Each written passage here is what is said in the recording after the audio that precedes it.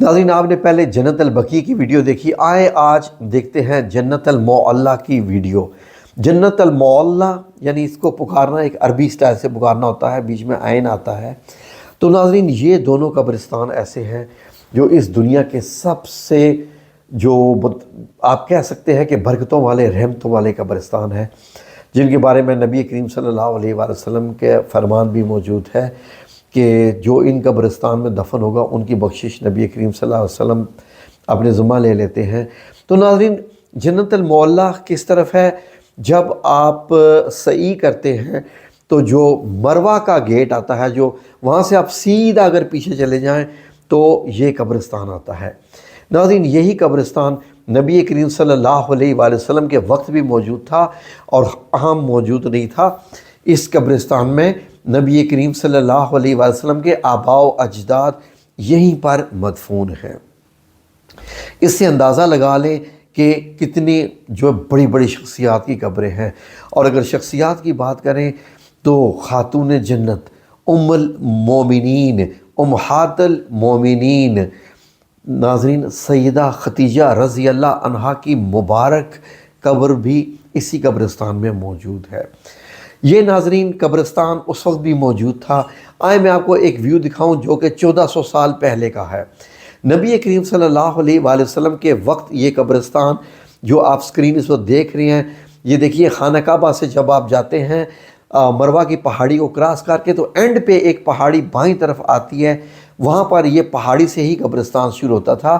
اور یہاں پر حضرت عبد المطلب کی بھی، جو آپ صلی اللہ علیہ وسلم کے دادا مبارک ہیں، ان کی قبر بھی یہیں پر موجود ہے۔ اور یہیں پر سیدہ خدیجہ رضی اللہ عنہا کی مبارک قبر بھی موجود ہے۔ اور نبی کریم صلی اللہ علیہ وسلم کے دو بیٹے جو حضرت خدیجہ رضی اللہ عنہا سے جو پیدا ہوئے، جو کہ حضرت قاسم اور حضرت طاہر رضی اللہ عنہ، یہ بھی اسی قبرستان میں مدفون ہے۔ ناظرین، 1925 تک یہ قبرستان ایسے ہی اپنی تقریباً ایک ایسی حالت میں موجود تھا جو صدیوں سے تھا۔ جیسے مزارات بنے ہوئے تھے جنت البقیع میں، ایسے ہی مزارات جنت المعلیٰ میں بھی بنے ہوئے تھے۔ یہ جو میں آپ کو ویو دکھا رہا ہوں، یہ جنت المعلیٰ کے مزارات ہیں، جن میں جو بڑا مزار آپ دیکھ رہے ہیں یہ حضرت خدیجہ ام المومنین رضی اللہ عنہا خاتون جنت، یہ ان کا مزار جو کہ بڑا مزار تھا اور بڑا خوبصورت بنا ہوا تھا۔ اور اس کے ساتھ جڑا ہوا ایک چھوٹا سا مزار تھا جو حضرت قاسم نبی کریم صلی اللہ علیہ وسلم کے بیٹے کا، کیونکہ آپ کو معلوم ہے کہ مکہ المکرمہ میں ہی چھوٹی عمر میں ہی وفات ہو گئی تھی۔ تو وہ تو قصے مطلب اور بھی ہیں، کبھی کسی ویڈیو میں بیان کریں گے جب حضرت قاسم کی وفات ہوئی تو کیا کیا واقعات ہوئے، تو وہ سارے یہیں پر دفن ہیں۔ اس کے علاوہ حضرت اسما بنت ابی بکر رضی اللہ عنہ، یعنی حضرت ابو بکر صدیق رضی اللہ عنہ کی بیٹی حضرت اسما، وہ رضی اللہ عنہ بھی اسی قبرستان میں مدفون ہے، کیونکہ بعد میں وہ مدینہ سے ہجرت کر کے مکہ آ گئی تھی جب حضرت عبداللہ بن زبیر جو تھے وہ مکہ المکرمہ کے گورنر بنے تھے، اور حجاج بن یوسف کے لوگوں کے ساتھ جو ہے وہ جنگ بھی ہوئی تھی اور آپ کے جسد کو لٹکا دیا گیا تھا۔ تو آپ نے خانہ کعبہ کی تعمیر بھی کی تھی۔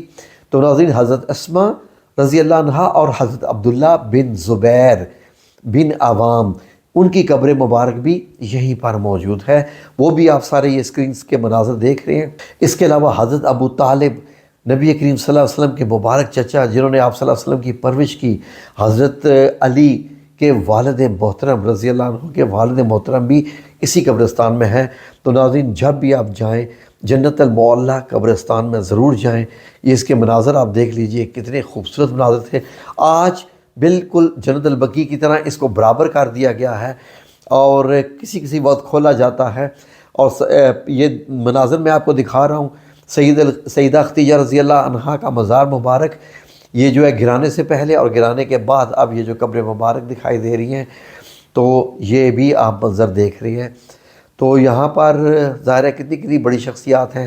اب میں نے ایک بڑی خوبصورت سکرین بنائی ہے آپ لوگوں کے لیے۔ یہ اس سکرین میں نے دکھایا ہے کہ 1400 سال پہلے بھی دیکھ لیجئے جنت المعلیٰ کیسے مطلب دکھائی دے رہا ہے مسجد حرم یعنی خانہ کعبہ سے اس پہاڑی کی طرف، اور آج 2026 میں بھی یہ کیسے وہیں پر اپنی جگہ پر موجود ہے۔ تو یہ کیسے ہوا کرتا تھا مکۃ المکرمہ، آج سے 1400 سال پہلے۔ میرے چینل پہ ویڈیو موجود ہے، ضرور دیکھیے گا، اور ابھی مزید بھی ویڈیوز مکۃ المکرمہ کی آئیں گی جو آپ کو ان ڈیٹیل بتائیں گی کہ صحابی کا گھر کہاں کہاں تھا، وہ کہاں کہاں سے اپنے مبارک قدم اٹھا کر کہاں کہاں جایا کرتے تھے۔ تو یہ باتیں سننا، بیان کرنا، جاننا، دیکھنا سب ثواب ہے، ایمان ہے۔ اللہ رب العزت ہمیں ایسی معلومات جاننے کی زیادہ سے زیادہ توفیق عطا فرمائے، آمین یا رب العالمین۔